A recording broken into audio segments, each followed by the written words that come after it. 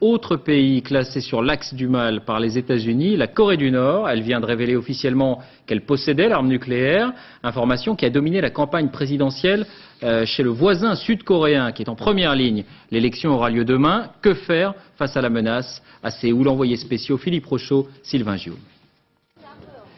Le regard des Coréens du Sud sur la Corée du Nord a quelque peu changé depuis qu'ils savent que leur voisin communiste a décidé de relancer son programme nucléaire militaire. On s'inquiète dans les familles, on n'oublie pas que la guerre de Corée a fait près de 3 millions de morts dans les années 50 et séparé des milliers de gens. C'est vrai que j'ai peur. Je suis sûr qu'il ne faut pas avoir de nucléaire dans notre pays, la Corée. À travers la relance de son programme nucléaire, la Corée du Nord vise l'Amérique, qui veut la forcer à mettre fin à ce programme. Avec son million d'hommes sous les drapeaux, elle vise aussi son voisin du Sud. Paradoxalement, le Sud aide financièrement le Nord à survivre.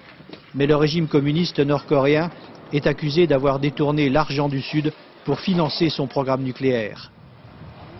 Au nom de la politique d'ouverture, le gouvernement actuel a versé de l'argent liquide à la Corée du Nord et fait d'autres mauvaises choses. Cela doit s'arrêter. On ne peut pas les aider à développer des armes de destruction massive. On sait que la Corée du Nord possède au moins 2 têtes nucléaires dans son arsenal, une menace largement suffisante. Je ne pense pas que la Corée du Nord puisse utiliser actuellement des armes nucléaires dans une crise majeure, mais cette possibilité ne peut pas être écartée. La télévision nord-coréenne diffuse régulièrement ces images de guerre, un message pour les États-Unis, mais aussi pour le Japon et la Corée du Sud, qui ont beaucoup plus à craindre des armes conventionnelles de la Corée du Nord que des missiles nucléaires.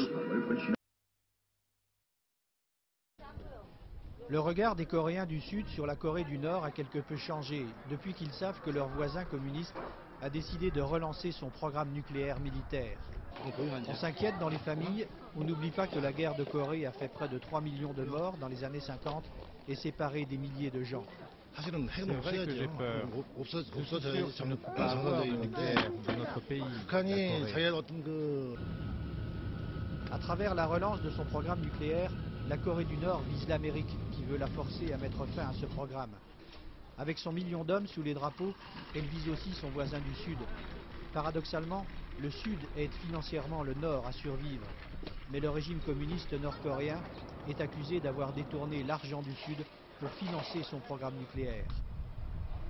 Au nom de la politique d'ouverture, le gouvernement actuel a versé de l'argent liquide à la Corée du Nord et fait d'autres mauvaises choses. Cela doit s'arrêter. On ne peut pas les aider à développer des armes de destruction massive. On sait que la Corée du Nord possède au moins 2 têtes nucléaires dans son arsenal, une menace largement suffisante. Je ne pense pas que la Corée du Nord puisse utiliser actuellement des armes nucléaires dans une crise majeure, mais cette possibilité ne peut pas être écartée.